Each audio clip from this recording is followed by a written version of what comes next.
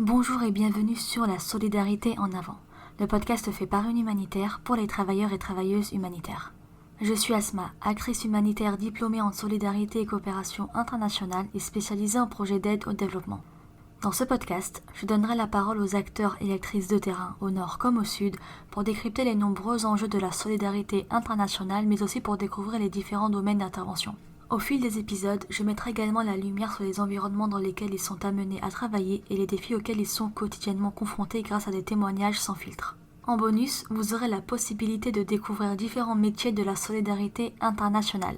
Au programme de ce podcast, découverte, partage de connaissances et retour d'expérience. Prêt à passer les prochaines minutes avec moi? C'est parti! Bonjour Sébastien, merci beaucoup d'avoir accepté cette invitation pour participer à ce nouvel épisode du podcast La solidarité en avant, qui abordera la thématique de la santé mentale des acteurs humanitaires. Mais avant d'en dire plus sur ce sujet, est-ce que tu pourrais te présenter et nous en dire plus sur ton domaine d'expertise? Donc oui, moi c'est Sébastien, j'ai 49 ans, je suis marié, j'ai 2 enfants. J'ai passé 18 ans sur le terrain avec le Comité international de la Croix-Rouge, le CICR. Je suis rentré du terrain avec un PTSD, c'est un syndrome de stress post-traumatique, qui m'a valu de perdre mon boulot. Mais je me suis soigné et je me suis spécialisé après dans la paix et danse pour les travailleurs humanitaires. Parce que oui, j'ai vraiment l'expertise, enfin le terrain, c'est le truc que je connais. Donc oui, je ne sors pas de mon cadre. Donc c'est ce que je fais actuellement. Voilà. Merci beaucoup pour cette introduction. Bon, tu as abordé un peu la thématique du stress post-traumatique qui du coup est lié à la santé mentale. Est-ce que tu pourrais de manière générale nous dire ce qu'on entend par ce thème de santé mentale? La santé mentale, ben, ça recouvre plein de choses en fait. Hein. Il faudrait demander à des vrais pros de te donner toutes les différentes catégories, mais on pourrait le dire simplement, ben, c'est tout ce qui nous affecte quand on est sur le terrain. Et je dirais le premier signe qui devrait nous interpeller à tous à titre individuel, c'est quand on change.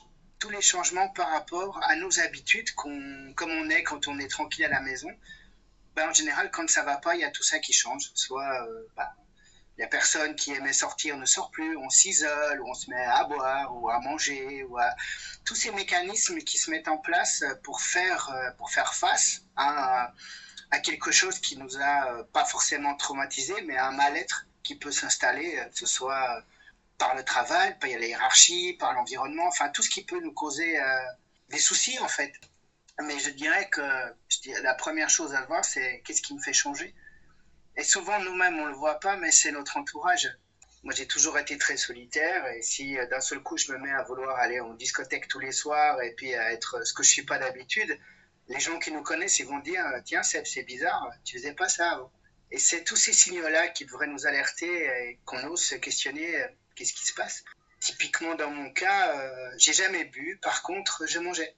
Et c'est vrai qu'une manière de gérer mon stress et ma peur, c'était le pot de Nutella avec la cuillère. Et puis souvent, bah, avec les infirmières au Darfour, oui, il y a plusieurs fois où, quand t'as le moral au fond des chaussettes, bah ouais, ça fait du bien. Mais c'est tous des mécanismes qu'on met en place pour faire face à des choses qui sont quand même assez terribles. Et du coup, tu as parlé de ton expérience en tant qu'acteur sur le terrain pendant 18 ans, donc tu as sûrement dû être amené à être confronté à des situations diverses et variées. Est-ce que tu pourrais nous dire quel impact l'environnement humanitaire peut avoir sur la santé mentale des différents acteurs de terrain? Oh, c'est une sacrée question. En fait, ça commence déjà par le départ. Qu'est-ce qui nous fait partir? Je dirais, on a tous des motivations qui nous sont propres, mais partir sur le terrain pour les bonnes raisons, c'est déjà un premier pas qu'il faut oser se poser la question. Pourquoi est-ce que je veux partir? Qu'est-ce qui me motive? Parce que bien sûr, une fois qu'on est à l'étranger, bah, il faut s'adapter, mais il faut savoir vivre, s'adapter au pays, savoir être, laisser aussi de côté son ego. C'est surtout ça qui est important pour moi quand tu veux partir. Pourquoi je pars? Est-ce que je veux être un héros?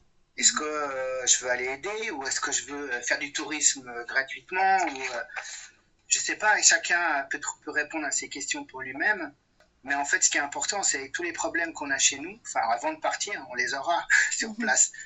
Et parfois même, c'est pire. Et en addition de cela, si on n'est pas déjà, je dirais, bien dans sa tête avant de partir, il y en a tous des nouveaux qui vont arriver. et des problèmes, pas forcément des problèmes, mais ça peut être l'aborder à un nouveau pays, des autres cultures, un tas de choses qui vont nous choquer, et c'est normal aussi, et sans compter, je dirais, il y a tous nos préjugés qu'on prend avec nous. Il y a tout le poids de nos traditions. Moi, je suis suisse, j'ai grandi à Genève. Il y a mine de rien le passé de la Suisse qui m'a imprégné simplement parce que je vis là et puis j'étais à l'école publique du coin. Donc, ça te véhicule mine de rien une certaine image de l'étranger. Et après, quand tu te retrouves toi-même dans ces pays, ça te marque, c'est toujours là. Et comment faire pour sortir de ça? Donc, faut partir, oui, pour les bonnes raisons. Il faut aussi mettre son ego de côté, parce que c'est pas parce qu'on part en disant je vais sauver, je me suis le meilleur, et puis sur place ils sont tous nuls. Non, on sait pas tout. Il faut bien se dire que les gens qui vivent là-bas, ils connaissent leur pays mieux que toi-même.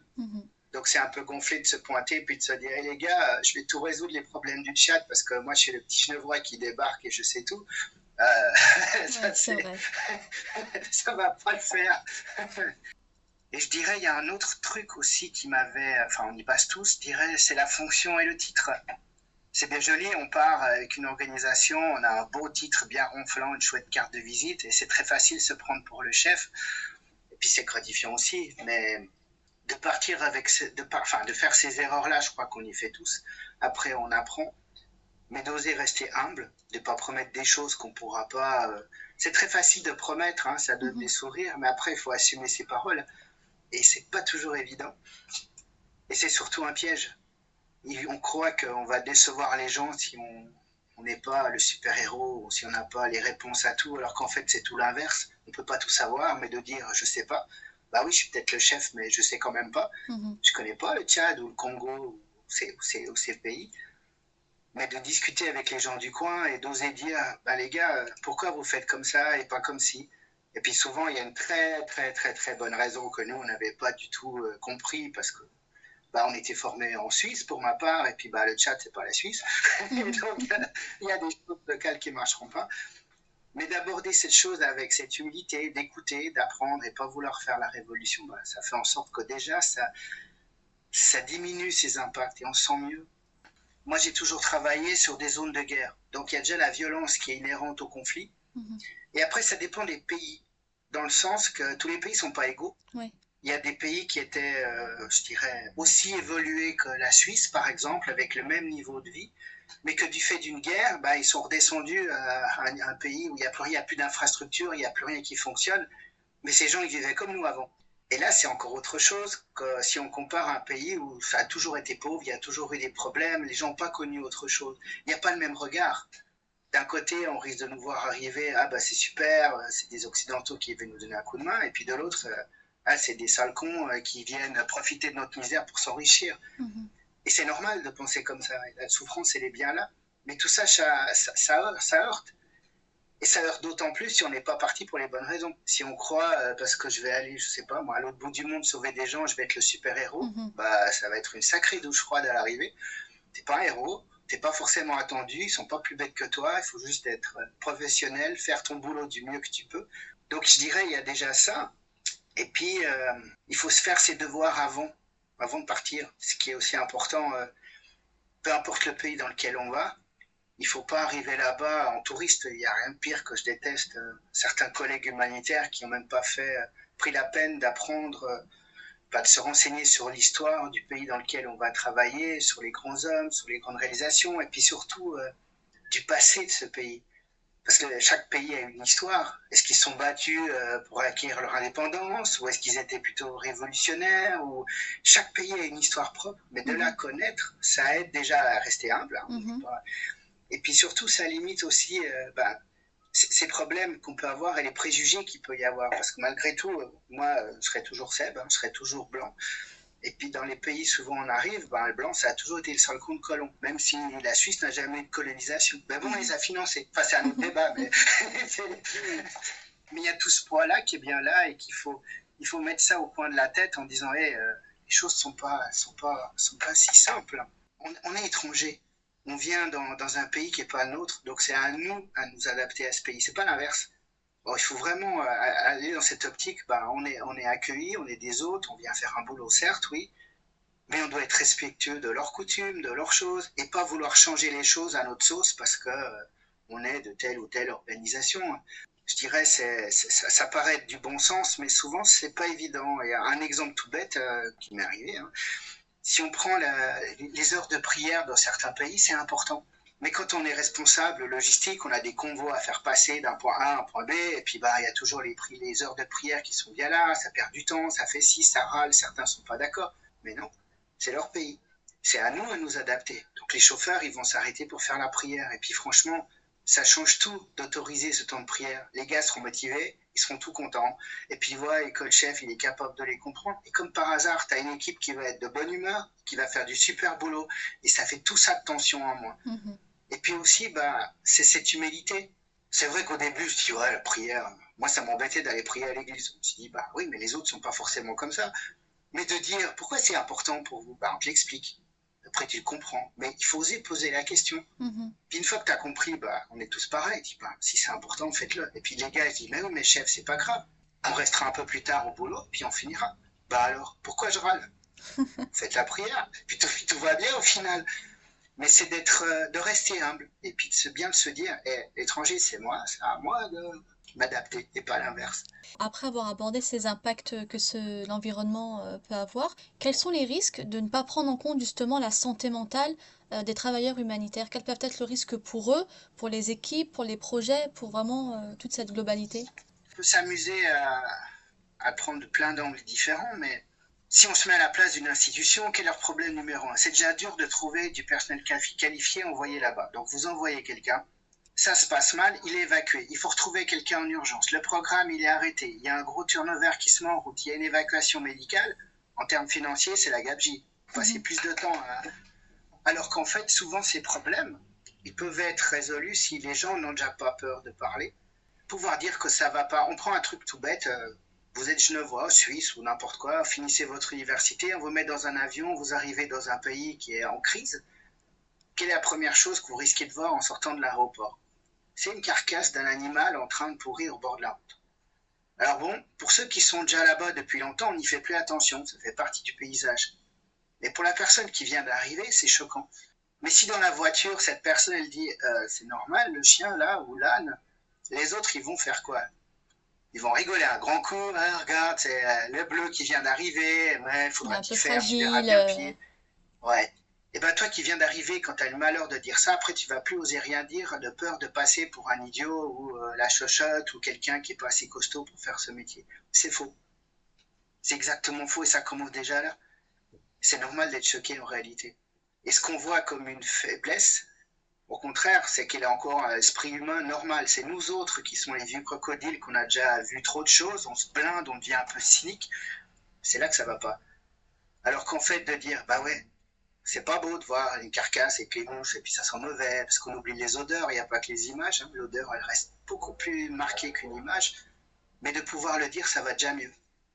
Et simplement de dire, oui, c'est normal d'être choqué, tu viens d'arriver, t'inquiète pas, t'en verras, et puis on est là, puis t'as envie d'en parler, t'en parles. Du coup, la personne, elle se sent déjà vachement plus en confiance, ça va aller mieux. Et puis ça, c'est qu'un petit problème. Et après, il y a tous les autres, la pression du siège, du management, des résultats, de tous ces trucs-là. C'est un pays étranger, les gens bossent pas comme nous, il fait super chaud, ou il fait très froid. Des fois, tu peux pas te laver parce qu'il fait vraiment froid, il n'y a pas d'eau. Et puis, t'es toujours en mission. Tu travailles la journée à 5h ou 18h, quand tu rentres à la maison, c'est pas fini le travail. Tu rentres dans une résidence, tu vas vivre avec les mêmes personnes. Donc t'es tout le temps au boulot. Il n'y a pas un moment pour toi. Et là, c'est aussi une chose importante, c'est de bien se connaître. Parce qu'on a tous besoin d'avoir ces moments pour se ressourcer, mais qu'est-ce qu'ils sont? Et c'est pas toujours évident à trouver. Et c'est là qu'il faut se ménager ces moments pour soi, en plus de pouvoir parler à quelqu'un qui n'est pas dans le feu de l'action avec toi et qui n'est pas tes collègues. Ça, c'est, je dirais, le plus important, mais surtout quelqu'un qui va être capable de se comprendre. Ouais. Parce que la famille et les amis, oui, c'est ta famille, c'est tes amis, mais il y a leurs limites, ils ne sont pas sur place. Tandis que souvent, de parler avec un ancien humanitaire qui peut être dans une autre mission ou à la retraite, peu importe, mais qui sait ce que ça fait, ce qu'on vit, ça change tout. Et des fois, ça aide juste à se sentir ah non, je n'ai pas fait une connerie, c'est juste. Et d'entendre un mot, on a tous besoin d'un merci ou d'être rassuré, c'est tout à fait normal. J'ai pas, je veux dire, il y a certaines missions où c'est tellement dur ce qui se passe autour de toi. Fatalement, la nuit, quand tu es tout seul dans ta chambre, tu te dis, bah, qu'est-ce que je fous là, quoi. Notre impact, il est tellement insignifiant par rapport à toute la misère qui nous entoure. Bah oui, t'as le moral au fond des chaussettes. Et puis après, bah, c'est toujours la nuit, hein, où c'est toujours pire. Ouais. Tu te sens nul, tu te sens rien qui va, ils sont tous. Et puis là, bah non, il y en a certains qui qui trouvent le réconfort dans une bouteille d'alcool ou de la drogue ou du chocolat pour moi. Mais non, mais souvent de pouvoir juste parler et puis de dire, bah ouais, c'est dur, ça va pas. Et d'avoir quelqu'un qui peut dire, bah ouais, mais c'est normal. Mais non, c'est pas rien, tu subis les événements, tu fais de ton mieux, bah déjà bravo. Bah ça te recharge les batteries, ça va déjà mieux. Et ça paraît tout bête, mais déjà simplement, honnêtement, quand je vois dans mon parcours personnel, si j'avais eu ça en 2001 et en 2004, enfin dans tous ces gros incidents de sécurité, je suis certain que j'aurais pas eu de stress post-traumatique. Et je le dis basé sur mon propre vécu, parce que je vois les gens que j'ai recrutés qui ont fait les mêmes boulots que moi, dans les mêmes endroits, et qui ont passé par les mêmes merdes. Il n'y en a pas un qui a vraiment été mal à ce point-là. Et je me suis vraiment posé la question, mais bon Dieu, c'est moi qui étais trop fragile ou quoi? Enfin, on se pose plein de questions, quoi. Et en fait, la différence, elle était toute simple. C'est qu'eux pouvaient me parler. Moi, j'avais pas eu ça. Quand j'ai voulu parler la première fois, on m'a dit, t'es trop sensible pour faire ce métier. Tu la boucles, tu pars. Bah, on aime bien notre métier. Donc, tu la boucles, t'encaisses. Puis tu te prends mal, hein, t'encaisses. Bah oui, mais il y a forcément un moment où c'est trop. Puis là, ça tourne en problème. Et parler à quelqu'un qui peut le comprendre, ça change tout. Et ça fait tellement du bien. C'est vital. Et ce que j'ai appris, cette chose-là, que j'ai mis en place de manière instinctive au départ, je l'ai appris de qui? Bah, pas de mes collègues, non, mais je l'ai appris des employés recrutés localement. Bah, ces gens au Sud-Soudan, ça fait 30 ans qu'ils sont en guerre. Et puis c'est vrai qu'il y a eu des épisodes, c'était vraiment dur. Et avec les chauffeurs, je dis, mais bon Dieu, vous faites comment vous? Moi, il y a des jours, c'était trop, c'est juste trop. Et c'est vrai qu'ils m'ont dit, ah bah tu vois, viens avec nous le soir. Et ce soir, c'était assez intéressant parce qu'on s'est retrouvés autour du garage il y avait des vieux du village qui étaient là. Les vieux, ils ne parlent pas beaucoup. Ils avaient un peu peur. Mais la vache, quand ils parlaient, c'était pas pour rien dire. Et en fait, de parler ce qu'on pense, qu'on dénigre un peu ces vieilles histoires, bah non, ils parlaient d'exactement la même chose. Mais d'avoir les vieux du village qui étaient là autour avec nous autres, les chauffeurs, il y avait moi, il y avait un petit comité là. Eux, ils te parlent des guerres qu'ils ont vécues dans les années 70, oui. Mais la détresse humaine, ce qu'ils ont vécu, on peut mettre n'importe quel mot là-dessus. Mine de rien, ce qu'ils faisaient, c'était du soutien de père. Ils nous écoutaient, ils nous rassuraient. Et puis surtout, on parlait de sujets tabous, qu'on ne dit pas, la mort, la peur, tous ces trucs qui sont humains. On a tous peur, mais de pouvoir le dire. Et puis là, il y avait cette caution, je dirais, enfin, c'était pas une caution, c'était rassurant d'avoir les anciens du village qui ne connaissaient pas, en fait. C'était juste les grands-parents de certains des chauffeurs qui étaient là, qui ont pu parler, qui ont pu nous écouter. En fait, ils nous ont surtout écouté, mais nous, on a pu dire tout ce qu'on avait sur le cœur à des gens. On n'avait pas peur de perdre notre boulot, c'était pas lié à l'employeur, mais ils avaient l'expérience de vie. Et puis d'avoir ces vieux qui nous ont dit, mais c'est bien ce que vous faites, c'est pas inutile, continuez, bravo, merci. Ces encouragements, ça valait tout l'or du monde. Puis mine de rien, on peut mettre plein de mots scientifiques pour faire plus, mieux, bien. Ça reste que du soutien de père au final. D'être là avec des gens qui ont partagé un vécu, l'expérience, et puis ça te remonte le moral. Et du coup, tu as parlé de cette importance d'écouter et de pouvoir aussi libérer la parole et parler sans crainte de jugement ou autre. Et de ton expérience, qu'est-ce qui est possible de mettre en place? Comment on peut accompagner les travailleurs humanitaires qui peuvent être victimes de stress post-traumatique ou même de manière générale pour éviter justement de tomber dans ce scénario-là? En fait, c'est quelque chose qu'on peut mettre en place partout à notre niveau. La limite, enfin je dirais, même ça peut être fait en interne des organisations, mais là il y a une limite toute bête, c'est qu'on a tous peur de trop en dire et puis de perdre notre boulot, parce qu'il y a la confidentialité et puis il y a le papotage autour de la machine à café. Et ça, oui, on a tous cette peur-là. Mhm. Moi, le premier, hein, je veux dire, ce qui m'est arrivé quand je travaillais, bah, j'en ai parlé au service médical. Puis ma chef directe, elle a eu tout vent parce qu'ils prenaient le café tous ensemble et puis ben, les gens ils causent. Ouais, ben, donc je dirais pour être efficace, le mieux c'est d'avoir un soutien qui peut être fait bah, par un père humanitaire ou qui soit physiquement, mais qui soit pas lié à l'organisation. Mhm. Parce que là, tu oseras plus facilement parler à quelqu'un qui est ton égal, qui n'a pas de contact avec tes collègues, tes chefs ou même ton organisation, sans crainte. Parce qu'on est tous humains, on a tous un peu la trouille. Hein. Bien Je veux sûr. dire, je sais pas, tu vas pas aller te confier au responsable RH. Par contre, un collègue qui est à la retraite ou qui est dans une autre organisation, qui a passé par ces choses-là, à lui, tu peux lui dire, typiquement, je vais parler de ce que je connais dans mon cas, il y a un truc qui m'avait beaucoup perturbé, c'est quand je rentrais au pays. Parce qu'on parle souvent du départ, mais il y a le retour qui est pas facile. Et de rentrer au pays, ben, moi, je vivais et travaillais dans des environnements où il y avait toujours des tirs d'armes automatiques. Ça tirait tout le temps. C'est normal, c'est le bruit de fond. Par contre, quand ça tire plus, c'est là qu'il y a une grosse merde qui arrive.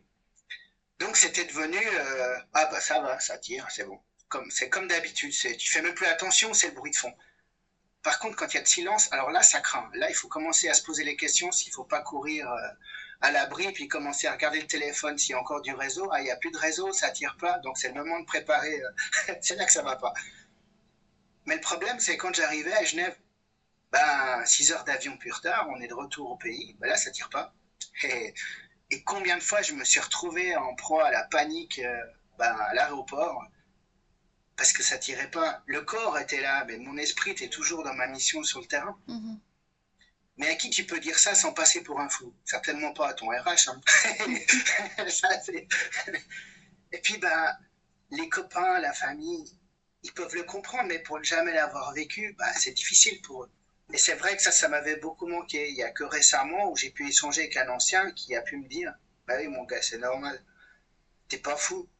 Non, ça fait aussi partie des symptômes du stress post-traumatique quand tu peux pas en causer. Mais bien avant ça, le fait de, s'il y avait eu simplement quelqu'un qui dit, bah ouais, moi je ressens ça, je deviens cinglé ou pas? Et que le gars il dise, bah non, c'est normal. Attends, ça fait à peine 6 heures. Le matin, tu t'es levé là-bas, t'as sauté dans un avion et t'arrives le soir. T'as tout ce décalage qui est là. Mhm. Mais de le savoir, ça va déjà mieux. Bien sûr. Et j'irai même plus loin. Quand tu peux discuter avec un collègue qui a déjà passé par tout ça, et puis qui te dit, mais par contre, est-ce que ton comportement change? Est-ce que tu dors bien la nuit? Est-ce que tu dois boire 1 litre de vodka pour tenir cool le week-end? Mhm.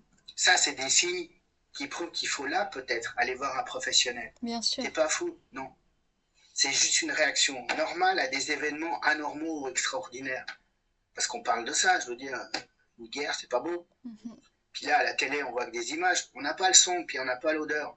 Les odeurs, on les oublie pas.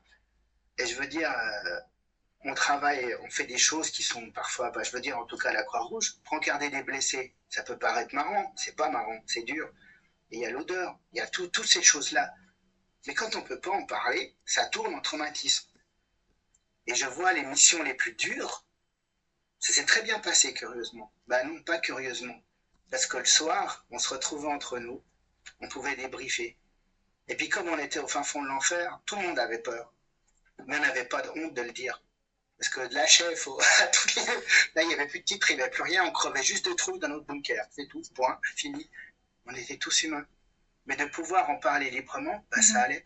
Et c'est pour ça que malgré l'environnement dur et hostile, ça se passait bien parce que tous les gens qui étaient là, bah, on osait se dire les choses, ce qui n'est pas toujours le cas, suivant où tu travailles.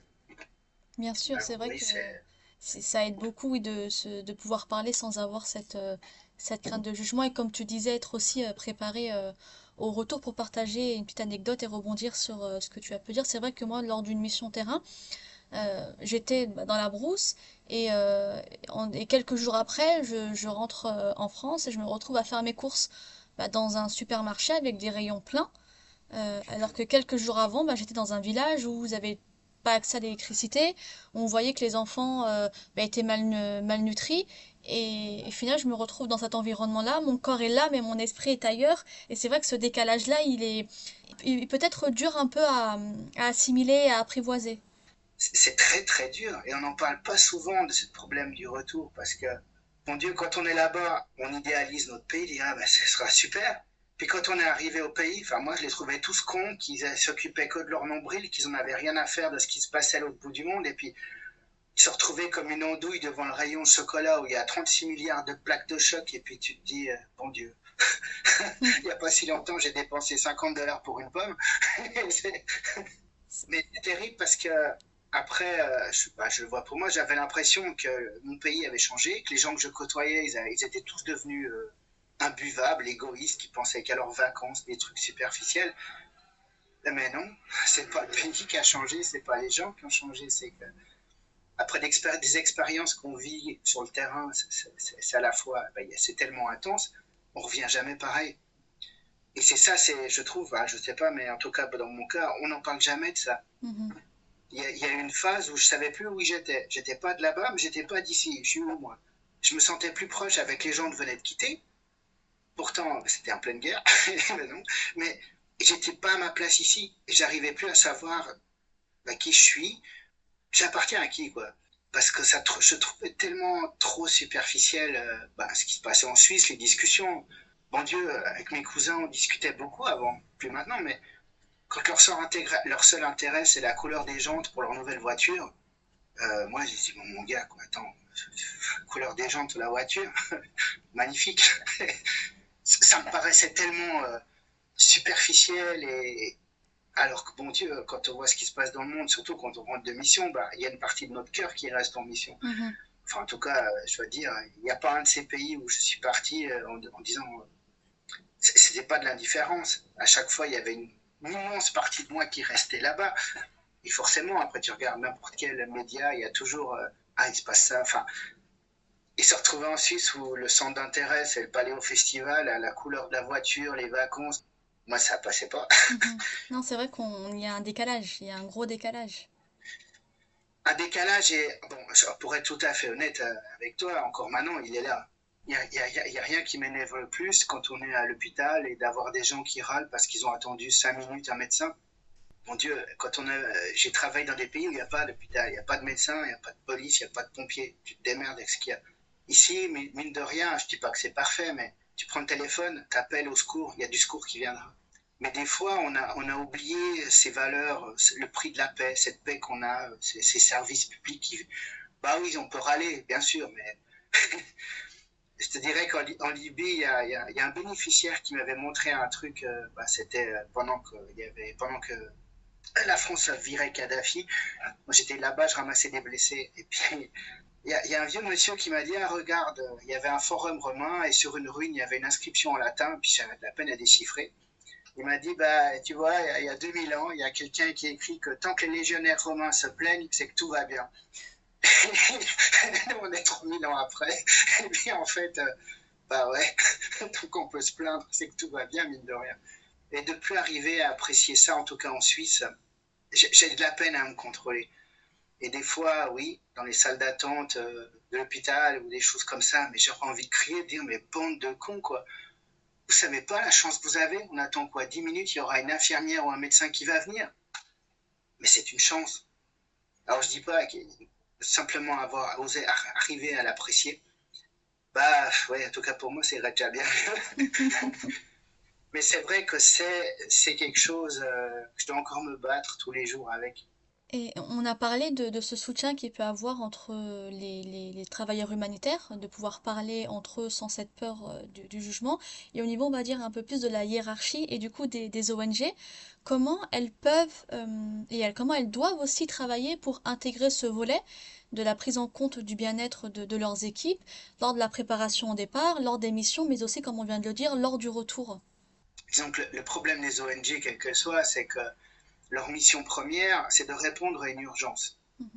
Alors tu réponds avec urgence en fonction des personnels que tu as. Mais je dirais que la part d'un employeur, c'est de favoriser et de ne pas voir comme une menace que ses propres employés puissent avoir recours à du soutien qui n'est peut-être pas donné par eux, Mhm. sans crainte. Parce qu'il y a une chose qui est frappante auprès de tous les acteurs humanitaires, tous les gens qui le font, ils le font avec leur cœur.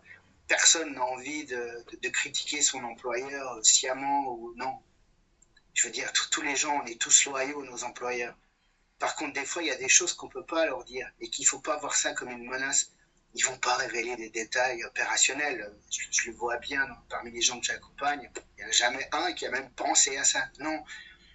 Mais par contre, de dire des choses plus intimes, plus personnelles, à quelqu'un, je veux dire, quand on fait du soutien de pair en collègue, on s'en fout éperdument de l'organisation, de l'opérationnel. Le point important, c'est la personne, comment tu vas.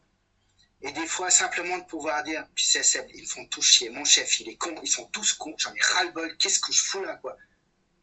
Mais de pouvoir le dire sans peur. Et puis souvent, on est tous pareils, on a besoin que ça sorte. Une fois que c'est sorti, ça va mieux, c'est bon. Ouais, j'y retourne, mais j'avais besoin de le dire parce qu'aujourd'hui, la chef est vraiment trop con, quoi. Bah oui, mais ça va, on est humain. Mais tu peux dire ça où? Tu peux pas le dire à ta chef, tu peux pas le dire en interne. Tu ne peux pas le dire à tes collègues qui sont avec toi sur place, non? Et de pouvoir justement bénéficier d'un endroit, ça peut être une communauté, ça peut être n'importe qui d'autre, mais pouvoir parler librement, qu'est-ce que ça aide? Et puis on parle des mauvaises choses, mais on parle aussi des belles choses. Je veux dire, t'es dans n'importe quel pays, tu arrives à faire quelque chose qui est la routine en Europe. Ouais, mais là-bas, c'est pas la routine, parce que quand ça tire, quand il y a tout ça, arriver à le faire, waouh, chouette. Mais qui tu peux partager ça? Je dis, tu peux appeler quelqu'un de ta famille, va dire, bah ouais, moi je fais ça tous les jours au boulot. Ouais, toi peut-être, mais tu le fais pas au Congo, quoi. Non, c'est vrai, c'est vrai. Ben oui, mais de partager cette joie à quelqu'un qui peut le comprendre, puis qui dit, ah vache, waouh, moi ça m'a pris 3 ans pour faire ça, t'as réussi, chapeau. Ben t'es content. Puis t'as rien en retour, mais toi quand t'es là-bas, sur place, ça fait tellement du bien. Ou simplement de pouvoir discuter, si je prends la pression des objectifs. On a tous plein d'objectifs à atteindre. Ouais, c'est super quand tes objectifs ils sont décidés au siège. Puis c'en est une autre quand toi tu es tout au bout de la chaîne, au milieu du chenil ou de l'enfer, puis tu dois mettre en place ces objectifs. Typiquement, dans mon cas, nous on était, je travaillais dans le garage à cette époque-là. Ça tire, il y a des obus de mortier, toi tu es dans la fosse du garage avec les mécanos à te dire, bon, j'espère qu'il n'y en a pas un qui va venir sur la gueule. Et là, tu reçois un coup de téléphone magnifique de quelqu'un de ton siège qui est à 3000 km de là et qui t'engueule, pourquoi t'as pas envoyé le foutu rapport de machin, de truc. Mais tu sais, je sais plus ce que je lui avais dit ce jour-là, mais c'était certainement pas un truc drôle. Mais je me rappelle d'avoir monté, je dis, mais regarde ce con, quoi. À la fin, t'entends ce qui passe autour, parce qu'avec le téléphone, c'est cool, hein, j'ai mis, voilà, ça tire à la mitrailleuse route, t'as des obus de mortier, et nous, on est planqués dans la fosse du garage. Puis on espère pas être les prochains. Alors oui, ton rapport, hein. Mais, bon Dieu, des fois, ça manque, ça. Enfin, c'est pas que ça manque, mais ils se rendent pas compte. Mais toi, de pouvoir dire, mais ma réalité, elle est là, quoi. Et eux, ils comprennent pas. Avec qui tu peux en parler? On en revient toujours au même truc, et ça éviterait tellement de suicides, de gens qui terminent aigris, de rancœur, de démission. Déjà, ce serait bon pour l'employeur, parce qu'on a tous eu envie de démissionner à un moment donné, parce que ces abrutis de finance qui viennent te dire c'est pourquoi le prix du pétrole il n'est pas le même ce mois-ci que le mois passé. Une fois, je me rappelle très bien, j'ai dit, écoute, tu allumes la télé, tu regardes les nouvelles et puis tu auras la réponse, quoi. Parce que nous, on est en plein dedans. Bah ouais, il n'y a pas de stabilité, c'est en fonction des événements, en fonction de qui contrôle le coin. Mais des fois, ils paraissent tellement déconnectés qu'il y a ce clivage entre le terrain et puis j'ai pas la solution miracle, hein, pas croire. Et puis je me garderai bien de prétendre la connaître parce que chacun fait on fait tous de notre mieux en fonction de là où on se trouve. Mais je reste persuadé que, l'employeur, on peut pas tout attendre d'eux. Il y a aussi notre responsabilité individuelle de bien se connaître, de trouver ce qu'on a besoin pour aller mieux. C'est vraiment important parce qu'il y a un concept que m'avait expliqué un ami militaire, c'est le puits du courage. Et au départ, c'était un truc qui faisait vraiment... ça vient de militaires, hein, de la guerre des Malouines, pour être plus précis, où ce qu'ils s'étaient rendu compte, c'est que les soldats qui rentraient en Angleterre, il y en a une partie qui est rentrée par avion et une autre par bateau. Et dans la partie qui est rentrée par avion, il y a eu énormément de cas de suicide, dépression, stress post-traumatique, enfin des problèmes mentaux qui sont apparus dans les années qui ont suivi. Par contre, ceux qui sont rentrés par bateau, quasiment rien. Il y en a quand même des gens qui se sont posé la question, tiens, pourquoi? Ils ont vécu la même chose, c'était les mêmes unités de combat, donc ils ont vécu les mêmes trucs, ils ont fait les mêmes trucs. Pourquoi il y a une population, ça s'est bien passé, pourquoi l'autre pas? Ben ouais, parce que les gars qui sont rentrés par bateau, ils ont mis 1 mois et demi pour rentrer. Et pendant 1 mois et demi, ils étaient entre eux, ils ont pu parler. Ils ont vidé leur sac entre eux, mine de rien. Et quand on voit dans l'humanitaire, ben nous, on n'a pas ça. On a une mission, on fait notre mission. Déjà, on part avec des gens qu'on ne connaît pas, parce qu'on a tous une mission individuelle, et puis tu te retrouves sur le terrain, tu dois cohabiter. Alors, tu prends un Suisse, un Français, un Polonais, un Congolais, tu mets tout ça ensemble de la même résidence, c'est déjà pas simple. Parce que rien que les habitudes alimentaires sont pas les mêmes, la manière d'apprécier la musique non plus, le style de musique, et puis des fois, t'en as juste ras-le-bol, t'as envie qu'on te foute la paix. Ouais, c'est pas évident déjà, rien que ça, la vie commune. Après, tu rajoutes le contexte, le pays, tous les trucs qui vont te choquer. On a tout ce qu'il faut pour que ça se passe mal, hein, en fait. C'est un bon cocktail explosif. Alors bon, c'est pas à chaque fois pareil, mais souvent, je dois dire, si je prends mon exemple du Tchad, on préférait être 6 dans une maison qui avait que 4 chambres, parce qu'on s'entendait bien, plutôt que d'être dans une maison où chacun avait sa chambre, mais bon, ça se passait...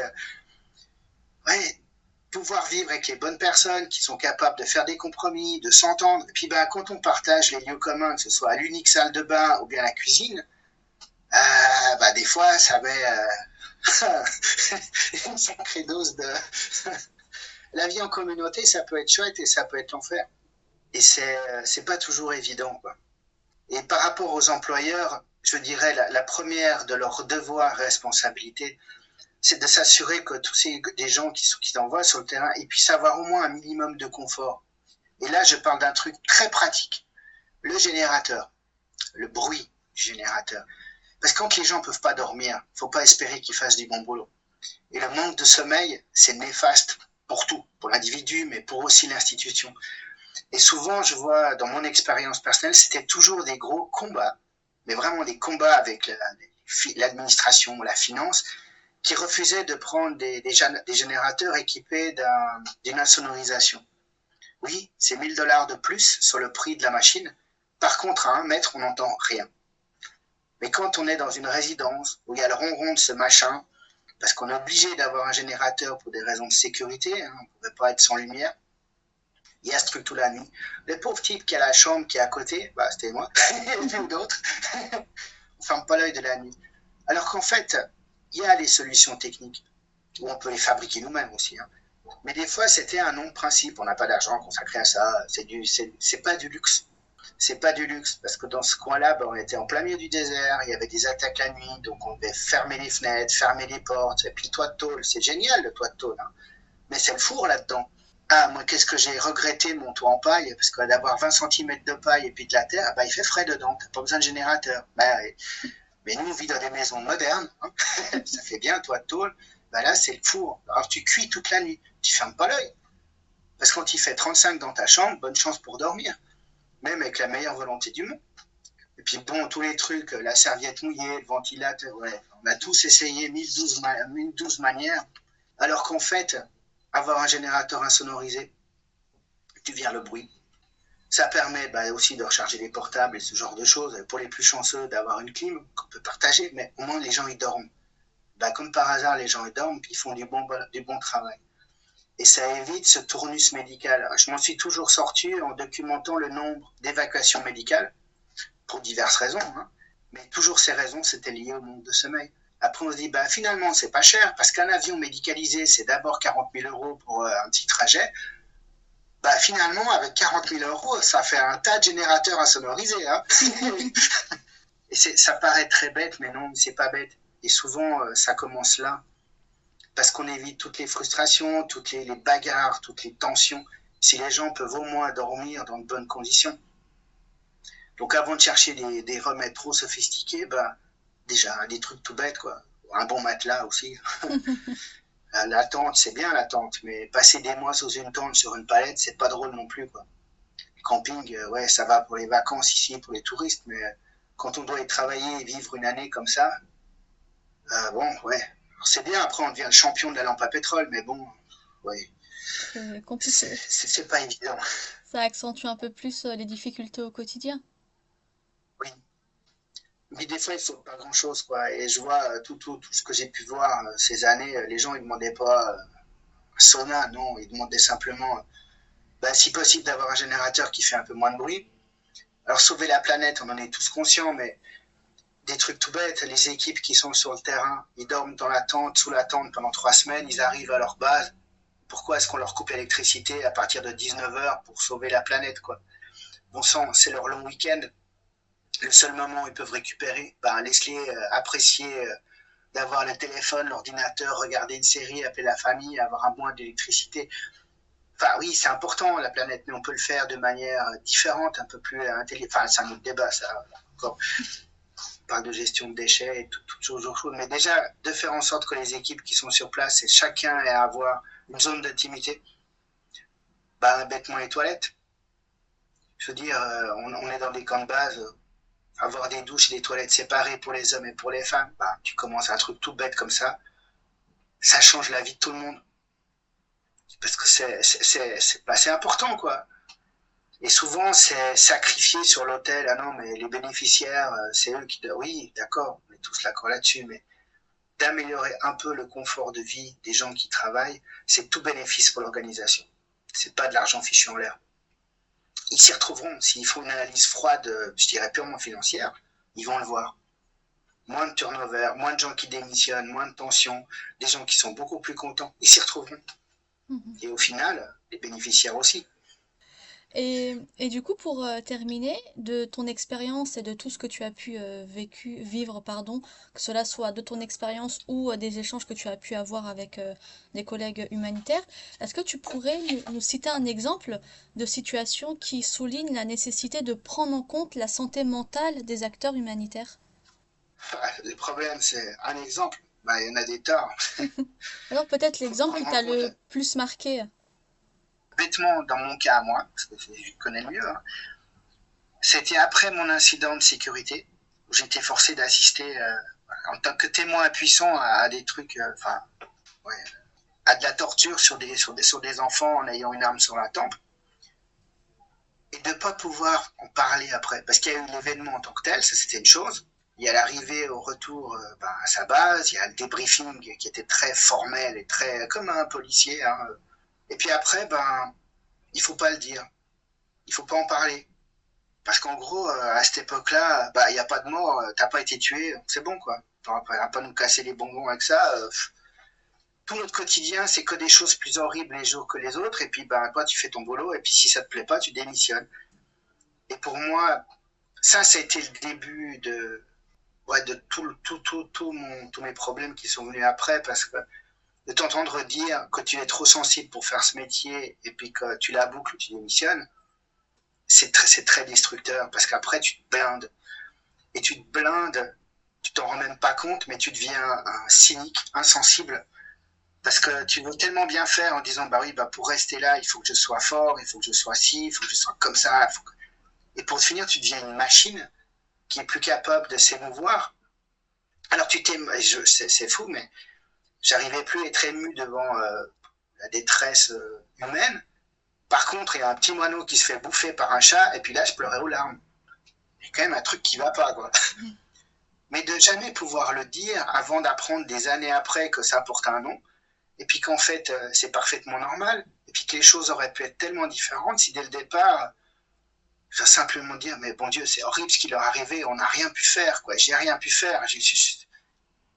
Mais d'avoir eu à cette époque-là, je pense, une oreille compréhensible qui aurait pu dire, oui, mais tu pouvais rien faire, tu avais une arme sur la tempe, qu'est-ce que tu veux faire? Tu bouges, ils te tuent, puis à ce moment-là, il se passe quoi? Toi, t'es mort, et puis de toute façon, ça n'aurait rien changé pour eux. En pire, on aurait dû partir du pays, parce qu'à partir du moment où il y a un humanitaire qui se fait tuer, il coupe les opérations et tout le monde est rapatrié. Mais pourquoi est-ce qu'on ne peut pas en parler? Et je reviens toujours au même truc, en fait. Hein.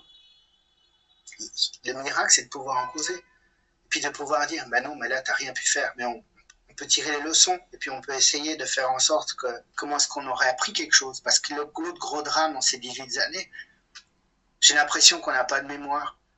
Les incidents de sécurité, ils arrivent, les missions changent, les gens changent, Et puis 3 ans après, il y a les mêmes incidents qui se reproduisent pour quelqu'un d'autre. Et c'est sans fin. Et il n'y a rien qui me choque plus de voir tous mes collègues disparus qui se disent mais bon Dieu, ils sont morts pour rien, quoi. Ce qui s'est passé en 2002, ça s'est répercuté en 2006, en 2012, en 2020. C'est les mêmes incidents, les mêmes trucs qui ont fait les mêmes causes, mais on a oublié parce qu'il y a chaque fois une nouvelle urgence qui chasse l'autre. Et de pas parler, on parle pas de l'amour. C'est important, enfin je veux dire, c'est bien sûr que c'est important, mais on peut y être confronté, que ce soit en tant que victime, que ce soit en tant que chef, en tant que témoin. Ou... Je prends un autre exemple tout bête, cas pratique. J'ai un de mes chauffeurs, la veille de son mariage, il s'est tué dans un accident de voiture. Ouais, bah, le chef direct, il doit aller annoncer ça à la famille. Super. Et on fait comment pour annoncer une nouvelle pareille? Alors là, il n'y a plus grand monde. Hein. Les RH, on n'en parle plus. C'est toi le chef direct, mon gars, tu t'y colles. Ah, tu t'y colles, ouais. Ouais, c'est pas juste de s'y coller, il faut y aller, il faut affronter la famille. Puis tout le monde prépare un mariage et toi tu débarques. Ouais, bah, c'est au sujet de. Puis c'est passé ça. Comment on dit une nouvelle pareille? On n'est jamais formé pour ça. Bien sûr. Et c'est des choses. Là, c'est peut-être l'exemple extrême, mais bêtement, les licenciements, on doit tous, malheureusement, des fois, on doit licencier des gens. Alors bon, à titre personnel, les gens qui ont volé ou tout ça, il n'y a aucun problème. Là, pas de souci. Je veux dire, ils assument leurs actes. Mais quand on ferme une opération et puis qu'il y a des gens qui ont bossé pendant 20 ans pour ton organisation, qui sont dédiés corps et âme, et puis bah, là, c'est fini. Le conflit est terminé, on n'a plus de raison d'être là, on ferme. C'est pas évident. Comment on le fait? Alors, les gens ne sont pas idiots, ils savent que l'humanitaire, on n'est pas censé rester toujours, mais il y a une manière de le faire. On peut faire une grande fête pour valoriser, pour dire, hey, les gars, ça fait 20 ans que vous bossez pour nous, merci pour tout ça, quoi. Et puis, bah, pas être trop idiot dans le sens non plus. Enfin, moi, je m'occupais surtout de chauffeurs et de personnel de garage, donc, mon Dieu, leurs outils qu'ils ont utilisés pendant 20 ans, on ferme. On ne va pas les rapatrier en Suisse. Pourquoi on doit les vendre? Pourquoi on ne se les donne pas à nos gars? De même que tout ce qui reste dans le stock. Ça leur permet de se monter un petit atelier à titre privé. Non. Enfin, tout ça pour dire qu'on peut faire les mêmes choses, mais de manière plus humaine et qu'on n'est pas tous obligés de le découvrir quand on y est confronté en essayant de faire le mieux possible. Les autres ont passé par ça avant nous et c'est tellement précieux et bonheur de pouvoir appeler un retraité et puis dire « Hey, Manfred, tu fais comment pour ça ?» Il y a le partage d'expérience et puis il te donne à la solution que souvent toi tu n'y avais pas pensé parce que tu es la tête dans le guidon, tu es là, maintenant tu subis les événements et tu n'as pas le recul nécessaire. Et c'est ça la vraie richesse. Si je peux juste te dire une dernière chose qui résume pour tout pour moi, c'est ma leçon du terrain. C'est qu'ensemble on s'en sort, tout seul on est foutu. Et c'est vraiment, c'est grâce à ça que je suis vivant aujourd'hui. J'ai toujours été sauvé, soutenu par mes collègues, par les petites mains, par tous les gens qui m'entouraient. Et c'est vraiment quelque chose auquel je crois. Tout seul, on n'arrive pas à s'en sortir. C'est vraiment ensemble qu'on y arrive. Et ça, je dirais, s'il n'y a qu'une chose à retenir, c'est bien ça. Pas avoir peur, mais faire confiance aux autres, aux collègues, à ses employés. Oui, oser parler. Et c'est comme ça qu'on s'en sort. Bah, sur ces paroles motivantes et inspirantes, je te remercie énormément Sébastien et j'espère en tout cas que les personnes qui nous écouteront et qui sont éventuellement face à cette situation seront peut-être davantage motivées pour pouvoir en parler à leur employeur et à leurs collègues humanitaires. Merci à vous d'avoir écouté ce podcast jusqu'au bout. S'il vous a plu, rendez-vous sur les différentes plateformes d'écoute ainsi que sur le site Booster Solidaire pour en découvrir d'autres et n'hésitez pas à me soutenir en laissant 5 étoiles. Retrouvez l'ensemble des notes de ce podcast sous forme d'articles sur le site Booster Solidaire. Pour aller plus loin, si vous souhaitez en savoir plus sur l'invité de cet épisode, n'hésitez pas à consulter les liens mis en avant dans l'article. On se donne rendez-vous au prochain épisode. Belle journée à vous, où que vous soyez.